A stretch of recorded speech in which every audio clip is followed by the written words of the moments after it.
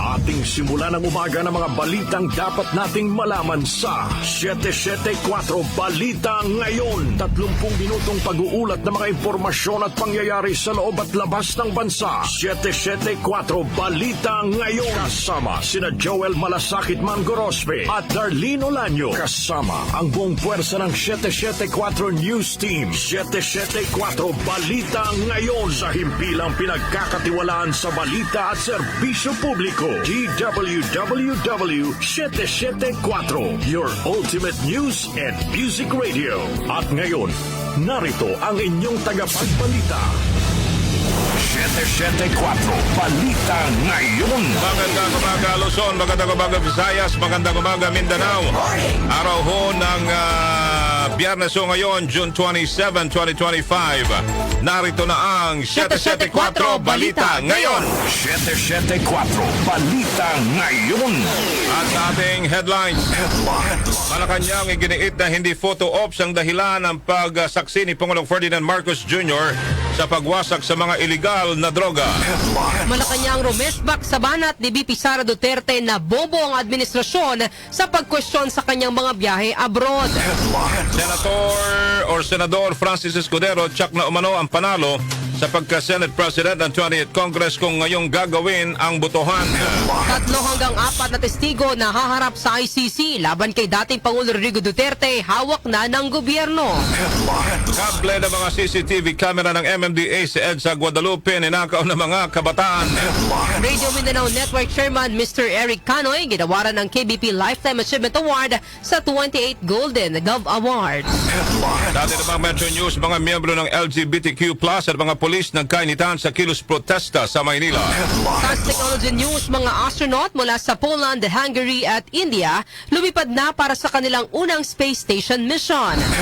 At dati namang Lifestyle News, 300-year-old Medici portrait sa isang museum sa Italy nasira ng isang bisita. Sa atin namang music trivia, ngayong petsa, nag-number 1 sa UK singles chart sa unang pagkakataon ang isa sa mga awitin ni Michael Jackson. Ano ang kantang ito? Alamin. One day in your life. Sana tama ako. Sa balitang kakaiba naman, 7 taong gulang na beekeeper sa Spain pinakawala ng mga kargang bubuyog para makatakas sa mga Lesbo. Alas 6:45 ng umaga, kabiho yung mga takapagbalita, Joel Malasakit Mangorospe. At Darlene Olanyo. At sa detalye po ng mga naglalagab live at totoong mga balita. 774 Balita Ngayon. Mga ka-music naming mahal, naglabas na ho ng resibo si Palace Press Officer Yusek Claire Castro sa pagdalo rin ni dating Pangulong Rodrigo Duterte sa aktibidad na pagsira ng nakumpiskang iligal na droga. Buwelta ito ng palasyo sa patutsada ni Vice President Sara Duterte kay Pangulong Ferdinand Marcos Jr. na hindi trabaho ng Pangulo na sumira ng mga ebidensya at magpa-photo op sa mga nakumpiskang iligal na droga.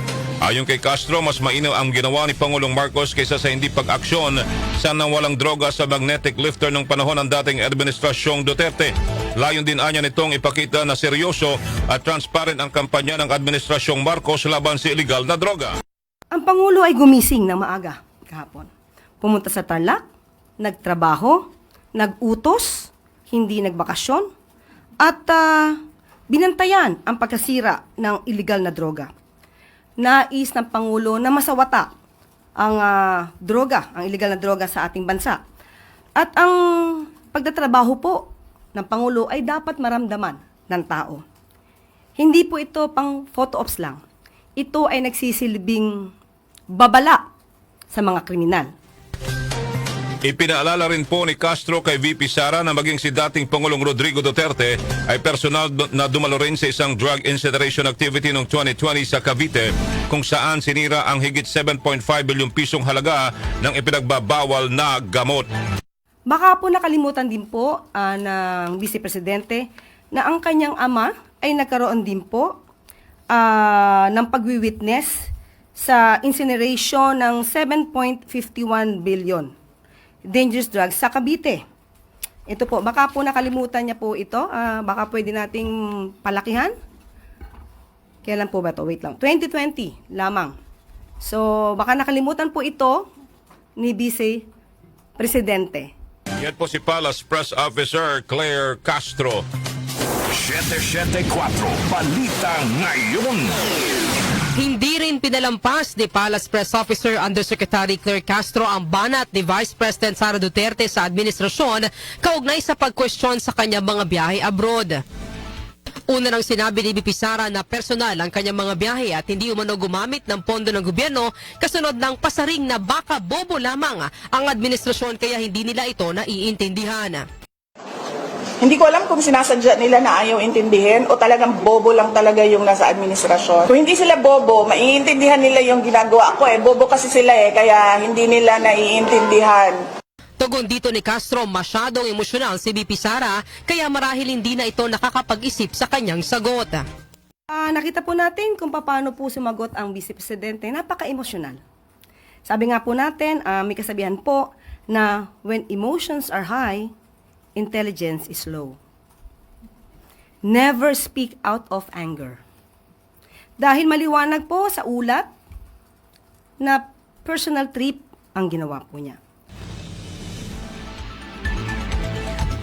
Nilinaw rin ni Castro na hindi nila kinekesyon ang mga personal na biyahe ni VP Sara, kundi ang hindi malinaw na pagkakasaad kung ito ba ay may halong official functions. Ginamit pa niya ng pangalawang Pangulong OBP Facebook page na isang government platform, kaya dapat lang maging malinaw mula sa simula na ito ay official function para hindi magkaroon ng conflict of interest. Gate ni Castro ngayong inamin na ni VP Sara na nagtatrabaho siya bilang Vice President habang nasa Australia ay marapat lamang na maglabas siya ng ulat hinggil sa naging bunga ng kanyang opisyal na aktibidad. At ngayon, na inamin niya, sinabi niya na siya ay nagtatrabaho bilang Vice Presidente, lumabas siya ng bansa, kailangan na po siyang mag-ulat sa bayan. Ano ang ginawa niya sa Australia? Ano ang naging resulta ng kanyang official function sa pagganap sa kanyang official functions sa Australia? At kailangan din niya pong iulat sa taong bayan kung sino yung mga kasama niya at kung lahat ba ng kasama niya ay pinondohan lamang niya. Yan po ang pahayag ni Palace Press Officer Undersecretary Claire Castro. Samantala, jurisdiction sa impeachment trial dapat munang linawin sa muling pag-convene ng Senate Impeachment Court. Conde Batak sa report. Iginit ni Senator Alan Peter Cayetano na unang dapat na linawin sa pagkukonvene muli ng Senate Impeachment Court ay ang usapin ng jurisdiksyon sa impeachment trial laban kay Vice President Sara Duterte. Ayon kay Cayetano, sa kahit saang korte bago ilatag ang mga ebidensya at pagkasunduan ng anumang mosyon, ang unang tinitingnan muna ay kung may jurisdiction ba lalo't ang impeachment trial ay inaasang tatawid sa 20th Congress. Ito anyang logical at dapat na munang gawin ng Senate Impeachment Court bago umusad sa kung ano ang pwedeng gawin at dapat na gawin ng korte. Nga kasi because of yung what we should, nalito nung ibang legal luminaries ang publiko na ang uunahin ay yung ebidensya. Ang uunahin mo parate ay jurisdiction. Ano ba ang basihan ni Senator Bato nung sinabi niyang i-dismiss? Kasi daw unconstitutional kasi more than one impeachment filed in a year. So kahit saan korte, bago mo ipalatag yung ebidensya, titignan mo muna may jurisdiction ba yung korte na yan. Naunang binatikos ng House Prosecution Team si Senate President Cheese Escudero matapos na sabihin na posibleng pagbotohan at ma-dismiss ang impeachment case laban kay VP Sara. Pero ayon kay Cayetano, posible mga ganitong usapin dahil majority wins palagi ang desisyon sa Senado. Nagkakaroon lamang anya ng limitasyon dito kung umakto ang impeachment court na nagresulta sa grave abuse of discretion dahil sa kawalan ng jurisdiksyon at anumang maging desisyon ng korte ay maaaring baliktarin o iakyat para questionin sa Korte Suprema. Conde Batak ng DWWW 774, your ultimate music radio. Salamat, Conde Batak. 774 Balita Ngayon. May 8 minuto pa bago mag-alas 7 ng umaga, incoming members ng 20th Congress hinikayat po ng liderato ng Kamara na makiisa at ihikain ng bagong Pilipinas ni PBBM. Grace Mariano sa detalye. Grace? Hinikayat ni House Speaker Ferdinand Martin Romualdez ang mga bagong kongresista na magiging miyembro ng 20th Congress na makiisa sa adhikain ng bagong Pilipinas ni Pangulong Ferdinand Bongbong Marcos Jr. Mensahe ito ni Romualdez sa ginanap na fellowship dinner sa Imelda Hall ng Aguado Residence sa Malacanang na dinaluhan ng mga nanalong kongresista nitong nagdaang midterm elections na kabilang sa unang batch ng 3 araw na Executive Course on Legislation. Present din sa fellowship dinner ang kasalukuyang mga opisyal ng Kamara at iba pang kongresista tulad ng mga miyembro ng Young Guns. Di ni Romualdez mahalaga ang pagkakaisa, maagang paghahanda at buong suporta sa reformang isinusulong ng administrasyon. And this again is the mandate of our President Ferdinand R. Marcos Jr. to make sure that the 20th Congress is very, very much in sync with the administration's policies, his Philippine Development Plan, his fiscal medium-term framework for the economy, and the vision for the Bagong Pilipinas. Kasabay nito ay hiniling din ni Romualdez sa mga neophyte congressmen na gampanan ng mahusay ang kanilang tungkulin hindi lang bilang mambabatas kundi bilang mga leader na walang takot na maninindigan kung ano ang tama at tutugon sa pangangailangan ng taong bayan. Ito si Grace Mariano para sa DWWW 774, your ultimate music radio. May salamat sa iyo, Grace Mariano. Samantala po naman, nakabinbin pa rin ang pamamahagi po ng Department of Transportation ng fuel subsidies sa mga apektadong sektor dahil sa paggalaw ng presyo ng produktong petrolyo. Ayon kay DOTR Secretary Vince Dizon, ipinatutupad lamang nila ang pamamahagi ng fuel subsidy oras na umabot na sa $80 kada bariles ang presyo ng langis sa world market. Sa ngayon ay bumaba na sa $69 kada bariles ang presyo ng langis na malayo sa $78 per barrel noong mga nakarang araw dahil sa tensyon sa Middle East. Gayunpaman, tiniyak ni Dizon na handa pa mahalaan na agad ipamahagi ang subsidiya sa oras na maabot ang itinagdang presyo ng langis. Sa tala ng DOTR, aabot sa mahigit 1.1 million ang benepisaryo ng programa na kinabibilangan ng mahigit 258,000 na PUV, mahigit 723,000 na tricycle drivers at 150,000 na delivery riders. Sa balita pa rin po, sa labas ng himpilan, PCO nagpaalala sa publiko na bantayan ang hindi makatwirang pagtaas ng presyo ng bilihin. Narito naman ang report ni Chanel Salazar. Chanel. Muling nagpaalala ang Presidential Communications Office na hindi dapat patungan ang presyo ng mga pangunahing bilihin at serbisyo. Kasunod dito ng mga ulat na may nakitang pagtaas sa ilang presyo ng bilihin kahit wala namang taas presyo ng langis sa pandaigdigang pamilihan. Ayon sa PCO, maaaring tignan ang listahan sa website ng Department of Trade and Industry ang suggested retail price para sa mga basic at prime commodities. Partikular ang canned food products, bottled water, mga dairy products at common household at kitchen supplies. Payo ng PCO sa consumer ikumpara ang SRP sa presyo ng kanilang binibiling produkto sa kanilang binibilhang tindahan. Hindi nila makatwiran ng price gouging. Kaya nagbabala ang pamahalaan na maging mapanuri patungkol sa ganitong kaso. Ako sa Chanel Salazar ng DWWW 774, your ultimate music radio. Maraming salamat sa iyo, Chanel Salazar. 774 Balita Ngayon. Nasa 3 hanggang 4 na witness ang magbibigay ng kanilang testimonya sa International Criminal Court o ICC laban kay dating Pangulo Rodrigo Duterte. Ayon kay DOJ Secretary Jesus Crispin Remulla, ang naturang mga testigo ay kasalukuyang nasa ilalim ng Witness Protection Program o WPP ng gobyerno makaraang hilingin ito ng ICC. Sinabi pa ni Remulla na habang nasa Pilipinas sa mga testigo ay gagawin nila ang lahat upang maprotektahan ng mga ito. Pero nilinaw din ng kalihim na hindi nasagot ng gobyerno ang pagbiyahe ng mga testigo patungong dahig. Inihayag din ni Remulla na posibleng madagdagan pa ang mga testigo na isasailalim sa WPP. Samantala, 16 na sibilyang tipster binigyang pabuya ng PNP. Detalye po ay hatid ni Angel Garcia.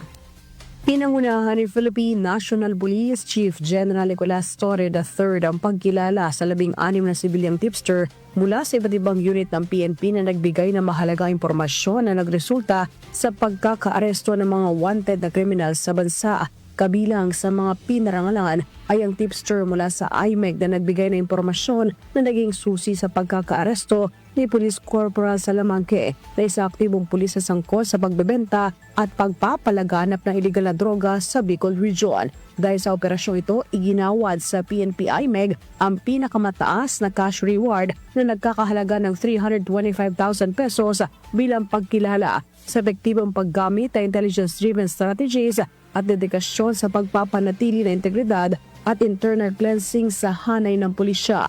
Ayon sa PNP, ang pagbibigay ng gantimpala sa mga informante ay hakbang upang palakasin ang pakikilahok ng publiko sa laban kontra kriminalidad at sa pagpapanatili ng seguridad sa ating bansa. Angel Garcia ng DWWW 774, your ultimate music radio. Maraming salamat, Angel Garcia. 774 Balita Ngayon. May natitilang 2 minuto pa bago alas 7 ng umaga, si Bapa naglalagab live na balita. Naniniwala po si Senador Alan Peter Cayetano na kung ngayon gagawin ang botohan sa pagka-Senate President ng 28th Congress ay tsak na panalo pa rin si Senate President Cheese Escudero. Ayon kay Cayetano, may sapat na bilang si Escudero dahil nasa higit 13 ang tsak na boboto sa kanya kung ngayon isasagawa ang botohan para sa Senate President.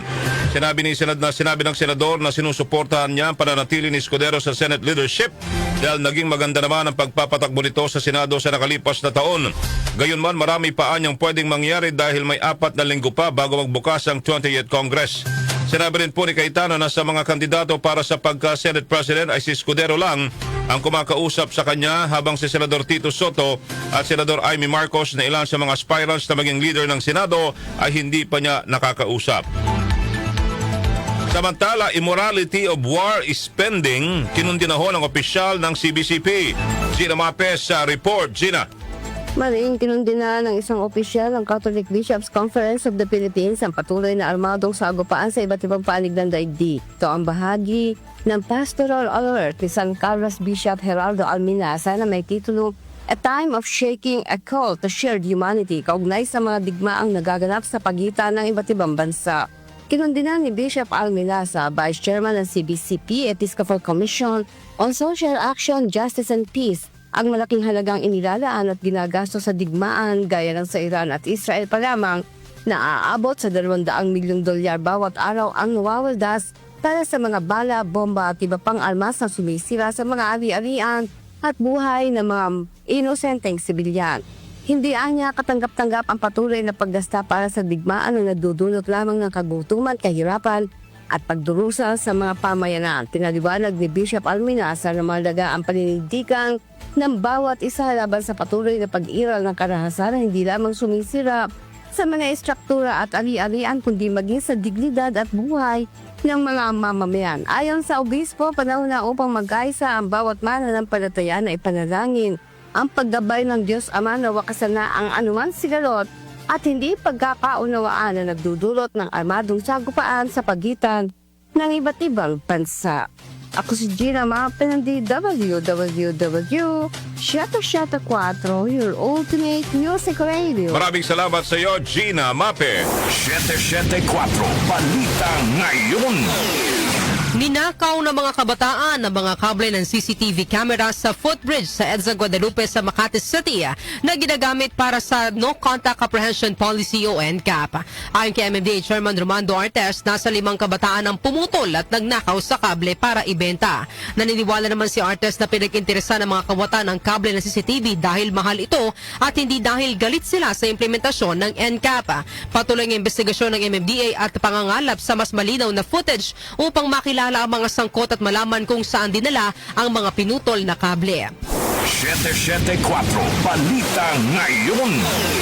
Samantala, Radio Mindanao Network Chairman Mr. Eric Canoy ginawaran ng KBP Lifetime Achievement Award sa 28th Golden Dove Awards. Detalye po yung hatid ni Kenny Gacosta. Pinarangalan sa 28th Golden Dove Awards ng kapisanan ng mga broadcaster ng Pilipinas o KBP si Mr. Eric S. Canoy, ang Chairman and President ng Radio Mindanao Network o RMN. Sa ginanap na awards night nitong Webes sa Aliw Theater CCP Complex sa Pasay City, ipinagkaloob kay Mr. Canoy ang KBP Lifetime Achievement Award. Binigyang pagkilala ng samahan ng mga broadcaster ng Pilipinas ang hindi matatawaran at natatanging kontribusyon ni Mr. Canoy sa larangan ng broadcast industry sa bansa. Sa kanyang talumpati sa pagtanggap ng prestiyosong award, Sinabi ni Mr. Eric Canoy na ang natanggap niyang pagkilala ay isang panghabang buhay na trabaho. Inihayag niya na ang media business ay hindi lugar o bagay kung saan ka gagawa ng pera. Ngunit ito ay para sa kabutihan ng ating mga tagapakinig, advertisers at higit sa lahat, para sa bayan. Isang paniniwala at paninindigan na nagsimula sa kanyang ama na si Don Henry Canoy at magpapatuloy hanggang sa mga susunod pang henerasyon na nandito tayo upang magserbisyo at patuloy na magseserbisyo. Sa huli, ibinahagi ni Mr. Eric Canoy na gaya ng laging sinasabi ng lahat sa RMN, wala tayong ibang responsibilidad kundi ang magserbisyo publiko at gawin ang lahat para sa ikabubuti ng bayan.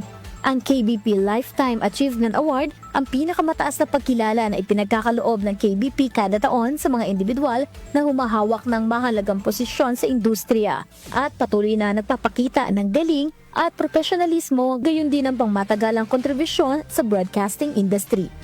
Ako si Kenny Gacosta ng DWWW 774, your ultimate music radio. Maraming salamat, Kenny Gacosta. Once again, congratulations, Sir Eric, for that Lifetime Achievement Award from the 28 Golden Dove, KBP Golden Dove Awards last night. Alas 7:04 na ho ng umaga. Kami pa rin po yung mga tagapagbalita. Good morning. Good morning. Once again, Luzon, Visayas at Mindanao. Joel Malasakit, Margo Rospe. At Darlene Olanyo. At iba pang naglalagab live at totoong mga balita. Metro News. Metro News. Sa Metro News, sumiklab po ang tensyon sa pagitan ng mga rallyista at mga pulis sa ikinasang kilos protesta ng mga miyembro ng LGBTQ plus community sa Recto Avenue sa Maynila. Mula Recto, nagmarcha patungong Mindiola ang mga rallyista kung saan may inilagay ng barikada o namang barikada ang mga pulis upang hindi makatawid patungong Mindiola Bridge sa mga rallyista. Pilit namang itong inalis ng mga rallyista at nakipagbalyahan sa mga pulis na hinaharangan silang makadaan.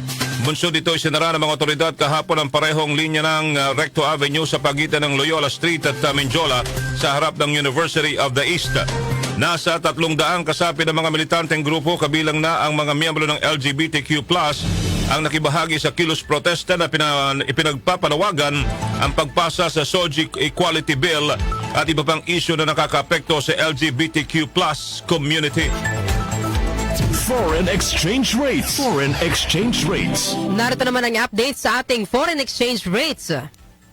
Ang palitan ng piso kontra dolyar ay nasa 56 pesos and 72 centavos, 66 pesos and 12 centavos naman ang palitan ng piso kontra euro, habang ang British pound ay nasa 77 pesos and 51 centavos. Ang palitan naman ng piso kontra Saudi Riyal ay nasa 15 pesos and 12 centavos, habang ang Japanese yen ay nasa 39 centavos. Lotto results. Lotto results. May nanalo ba kagabi? Alamin ho natin ang update sa resulta ng Lotto with Jonah Bakiran. Jonah. Narito na ang mga lumabas na winning combinations sa Super Lotto 649 na binola kagabi June 26, 25, 8, 5, 27, 18, at 16. Kung saan isa naman ang nakapag-uwi ng 97,897,380 pesos and 40 centavos na premyo. Ang bola naman sa Lotto 642 ay ang 25, 2, 23, 18, 5, at 24. Kung saan wala ding nanalo ng 9,056,625 pesos na jackpot prize. Ako po si Jonah Bakira na nagsasabing wag lang umasa sa bola, tumaya sa buhay para maka-jackpot ka ng tagumpay. Yung palang nanalo ng 125 something million. Ano pala yun? Ano yung yun? numero niya, mga birthday nila. Oo, talagang inaalagaan niya yung number. Hindi siya ngayon lucky pick. Kundi yung Swerte birthday talaga. swerte. Kaya dapat minsan, huwag mong kakalimutan yung inaalagaan mong Oo, numero. Di ba? correct. Maraming salamat, Jonah Bakiran. Science and technology. Science and technology. Mga astronaut mula sa Poland, Hungary at India lumipad na para sa kanilang unang space station mission. Detalye po ihatid ni Rose May Miranda. Inilunsad na ang unang pagbisita ng mga astronaut mula sa India, Poland at Hungary sa International Space Station o ISS kasama ang NASA retiree na naging pribadong astronaut na si Peggy Whitson. Ang astronaut team ay umalis mula sa Kennedy Space Center ng NASA sa Cape Canaveral, Florida noong Miyerkules, bandang 2:30 na madaling araw Eastern Time, na sinimulan ang pinakabagong misyon na inorganisa ng Texas-based startup na Axiom Space, katuwang ang rocket venture na SpaceX ng bilyonaryong si Elon Musk. Ang 4 na miyembrong tripulante ay lula na isang matayog na SpaceX launch vehicle na binubuo ng isang Crew Dragon capsule na nakapatong sa ibabaw ng 2-stage Falcon 9 rocket. Inaasahang makakarating sa ISS ang autonomously operated Crew Dragon na Axiom 4 pagkatapos lumipad ng hindi bababa sa 24 na oras at dadaong sa outpost habang patungo ang dalawang sasakyan na magkasama sa orbit mga 250 milya sa itaas ng Earth. Sakaling matagumpay na masunod ang plano, ang Axiom 4 crew ay makakarating sa Orbiting Space Laboratory sa Huwebes ng umaga, araw sa Amerika, at sasalubungin ng 7 kasalukuyang residenteng nananatili sa ISS na kinabibilangan ng 3 astronaut mula sa US, 1 mula sa Japan at 3 cosmonauts mula sa Russia. Tinaguri ang Grace na Axiom crew, ang bagong gawang Crew Dragon ay minarkahan ng debut flight nito bilang ikalimang sasakyan sa uri nito sa SpaceX capsule fleet.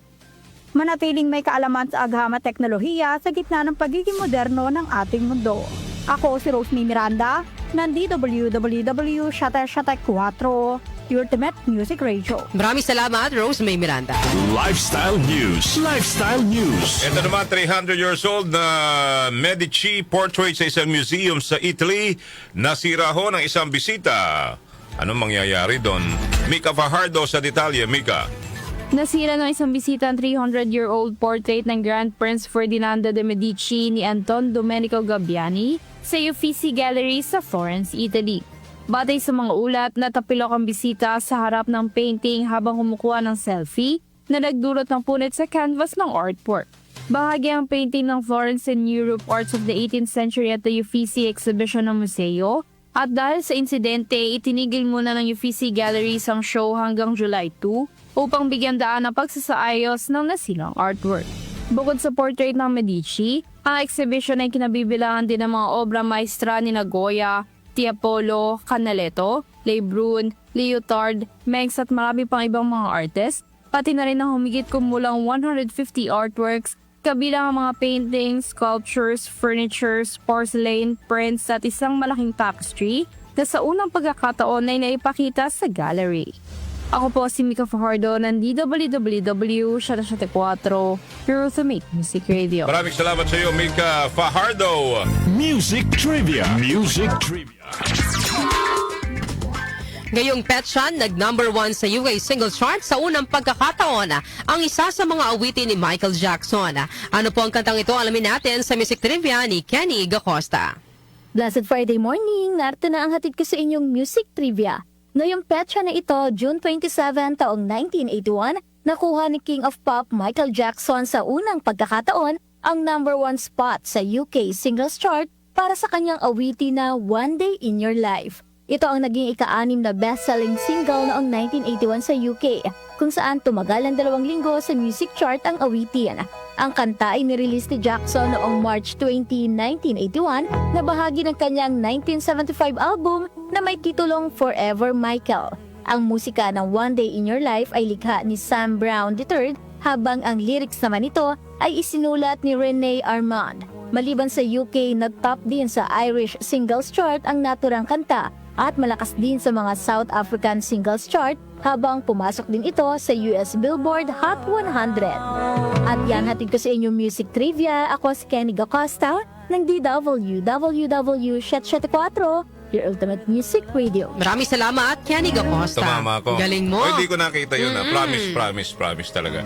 Ano lang, hinulaan ko lang na dalawa kasi yan eh. Pwedeng yung Ben. Alam mo si Ben. No. Ayan. Tsaka yung One Day in Your Life. Ang ganda kasi ng awiting ito, di ba? Iyan o.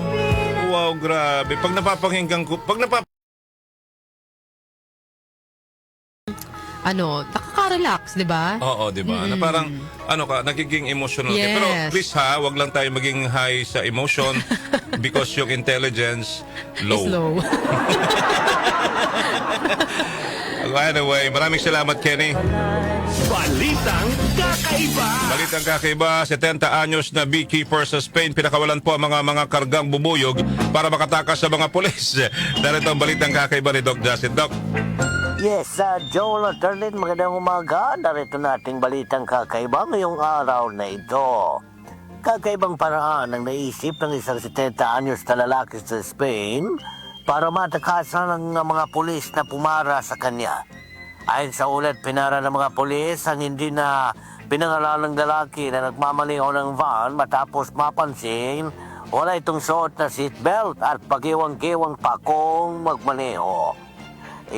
Kinainis naman ng lalaki ang pagpara sa kanya ng pulis at sinabing sa halip na uminto siya ay dapat ay sinagasaan na lang niyang pulis.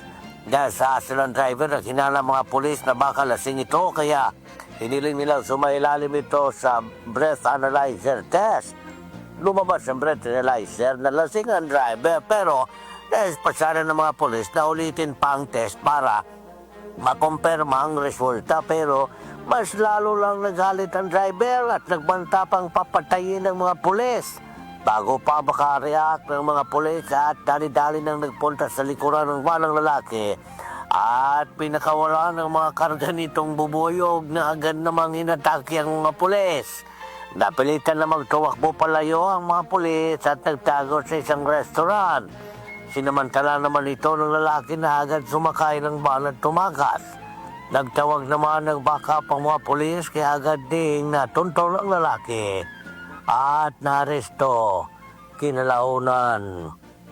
Yan ang mahirap pag ang alak ay hindi nilalagay sa tiyan. Ano? Pag nilagay sa utak talagang mapapatalak.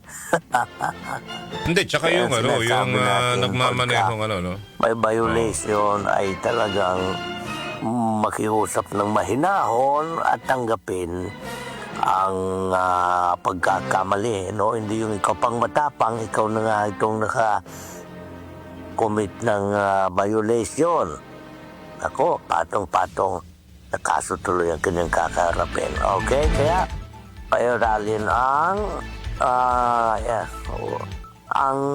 wag ang init ng ulo ang pairalin, di ba? Kundi yung lawak ng pag-iisip. Opo, huminahon ka. Yan ang ating balitang kakaibang araw na ito. Ako, si Doc Justin. Just out na ako. Thank you. Maraming salamat, Doc Justin, sa balitang kakaibahon natin. Okay. At sa puntong ito, muli ang ating tinatalakay na isyong napapanahon. Dapat pa bang manatiling leader ng Senado sa 20th Congress si Senate President Francis Escudero o dapat na siyang palitan? Dapat ba siyang... Yan na naman tayo. Dati ba naman mapasyaron kuneta na naman po tayo. Maraming salamat po at yan po ang kabuuan ng ating balitan ngayong araw na ito ng Biyernes. Muli magkakasama tayo sa Lunes o mga kanyusik po naming mahal. Kami po yung mga naging tagapagbalita. Darlene Olanyo. Ako naman Joel Malasakit, Matt Gorospet. Ito po ang 774 Balita Ngayon. Alas 7:15 na ho ng umaga. 774 Balita Ngayon.